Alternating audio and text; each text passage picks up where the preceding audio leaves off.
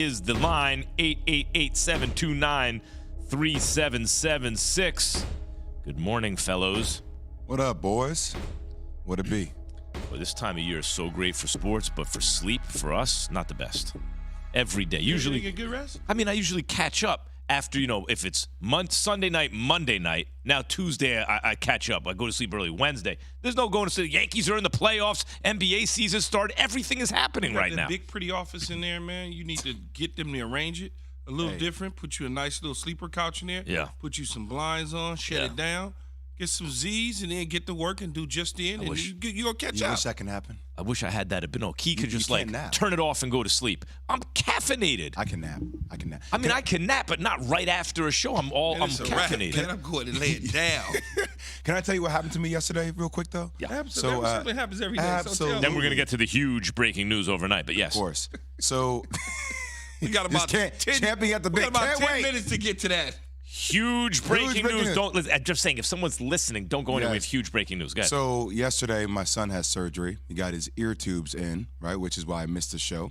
And I'm sitting there in the waiting room waiting for the surgery to finish.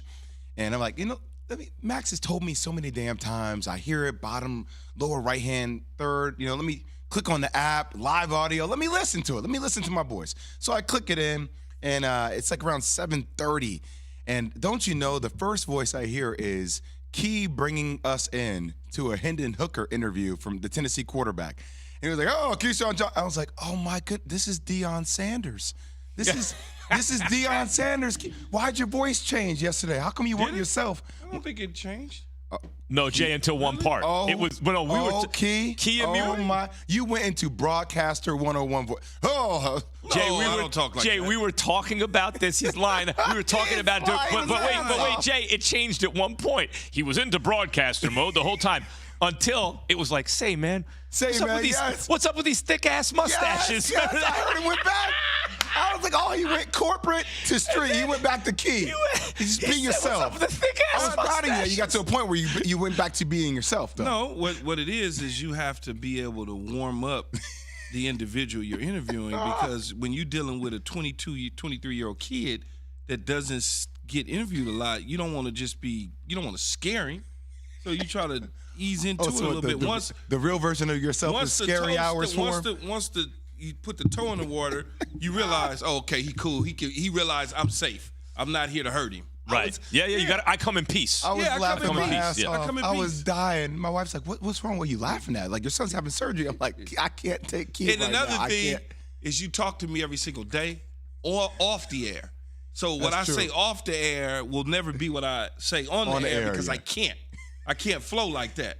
Because then still, I know when you go into you got the finger up, when you start talking like this, when you do your reads and the finger starts going like this, you go into broadcasting voice. Listen, he can always take it downtown. He's got to take it uptown sometime, right? You take it uptown, show people you have a little range. Listen, there was huge breaking news overnight. No one saw this one coming. Or did they? The Panthers have traded Christian McCaffrey to San Francisco 49ers, man. See, I was going to build it up. What about the Bills? We were going to talk about the Bills and this and that. The San Francisco 49ers. San Francisco. So here's the deal. And I was thinking McCaffrey's going to go maybe for a second-round pick. Oh, that's a lot, second-round pick. He went for the house. So okay, the Niners get McCaffrey. He doesn't listen to me. The Panthers get a second-round pick in 2023, a third-round pick in 2023. So he went for a second and a third. Also, a fourth-round pick in 2023 and a fifth-round pick in 2024. He went for a 2, 3, 4, 5. I missed the fifth. I said a 2 and 2 threes and a fourth, but I missed the fifth-round pick. I missed it, and I missed the years. You said a 2. You said 2 threes. I said a 2.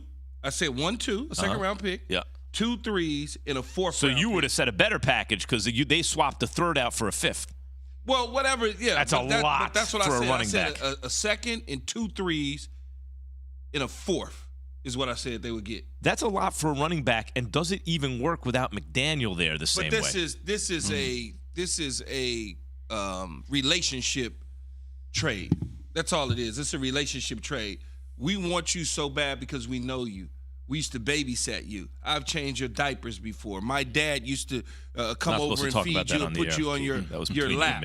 All of those sort of things with the Shanahan McCaffrey family dynamic. It's in Stanford, John Lynch. There's such a strong relationship that I would do the same thing. I would rescue my I don't know, godson or whatever you want to call it from the trappings of the Carolina Panthers and whatever it would take, on top of him being a fine athlete and a receiver, by the way. He gives me everything I need, plus I know him.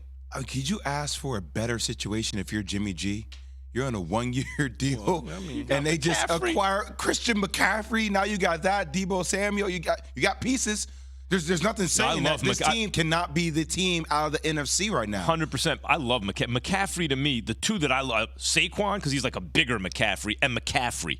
Those guys, when they're on the field, are so productive. The sexy part of this, though, is now Kyle Shanahan gets to go split backs with Deebo and McCaffrey in the backfield. Oh. Or he could detach Deebo out of the backfield and make him a pure wide receiver in a motion situation. You could do the same with McCaffrey, right? You could line McCaffrey up. Yeah, you can, but the difference is when Deebo's in, let's say they go split backs, and all of a sudden you want to motion Deebo out of the backfield. Now you get a real true look at what the coverage is for the quarterback, because if somebody goes with him out of the secondary, you know it's man-to-man. If you detach McCaffrey out of the backfield, a linebacker goes or safety goes with him, you know what the coverage is for the quarterback. It helps him out. And then if you want to turn around as it spreads open, you want to turn around and hand the ball to either one of them, there's a huge gap. I mean, it's that's going to be fun to watch. That's a lot for defensive coordinators. It's going to be fun to watch. Hey, so Adam Schefter was talking about why the Niners had so much draft capital to give. Listen to this.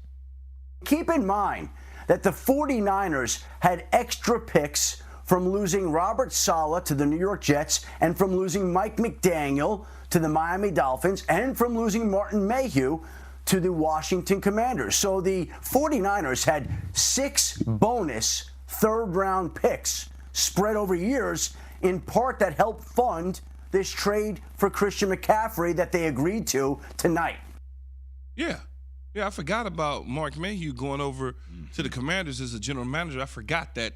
I knew he was over there, but I forgot. I knew about Coach Saleh and McDaniel, but I didn't realize. But let's back up and explain why they have extra picks for losing those coaches. Well, because it's a compensation pick that was put into the collective board, or put into the Rooney Rule, so to speak, to give teams the incentive to hire guys away. If guys were to get hired away because they trained them, so to speak. When you say them and guys, we're talking about so-called quote-unquote minority coaches. Coaches, front office executives, because they've deemed them as being trained underneath that organization, so that organization that they departed from should be compensated for that. This is good incentive. This is strong. If teams are, you could see it here, incentivized to have a pipeline of talent for minority coaching candidates, right? Because not only do you open up the pool of possible coaches, making you a better team, right? Because you're not excluding a big part of the population, but then if they ever leave in success, you're getting third-round picks and stuff. Not even success; they just leave. Yeah, but if someone hires them away, it's because they're good, right? Yeah, but they can go to the other place, and you know how that can go. Be a part of Keyshawn, J. Will, and Max Nation on the Dr. Pepper call-in line. 888-SAY-ESPN, 888-729-3776. ESPN Nation's presented by Dr. Pepper. It ain't college football season without the delicious taste of a nice cold Dr. Pepper, the one fans deserve. So the Arizona Cardinals beat the Saints last night, guys. The bigger story was something that happened on the side.